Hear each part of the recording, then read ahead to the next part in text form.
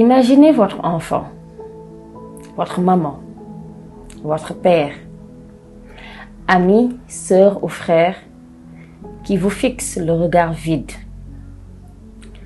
hanté par des démons que vous ne pouvez voir, des traumatismes qui l'empêchent de bien vivre. Ces personnes que vous aimez souffrent. Elles hurlent intérieurement, mais la société reste sourde à leur agonie. Pourquoi? Parce que nous avons décidé tout bonnement que leur douleur, leur souffrance n'est pas très importante.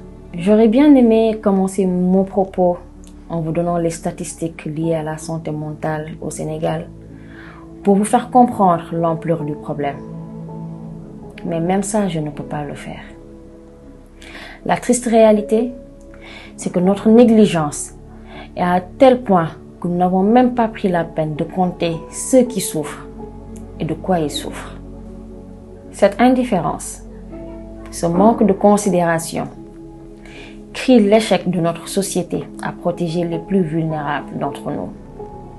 La dépression, l'anxiété, les traumas, les troubles, les post-traumatiques sont des maux qui touchent notre société, qui touchent nos jeunes pleins d'espoir, nos mères courageuses, nos pères stoïques. Et concrètement, qu'est-ce qu'on reproche à la santé mentale? De ne pas être visible comme une fracture au bras? Pourquoi la santé mentale est reléguée au dernier plan? Masquée par des priorités jugées comme plus urgentes. Et pourtant, selon l'OMS, l'Organisation mondiale de la santé, elle est aussi importante que la santé physique. Et sans elle, il n'y a pas de santé. Il est temps de changer cette réalité. Nous devons reconnaître l'importance de la santé mentale. Nous devons veiller à l'inclure dans nos politiques de santé publique, au même titre, au même niveau que les autres préoccupations, afin que la santé mentale puisse bénéficier du soutien et des financements nécessaires pour venir en aide aux personnes qui en ont besoin. Investir dans la santé mentale n'est pas qu'une compassion.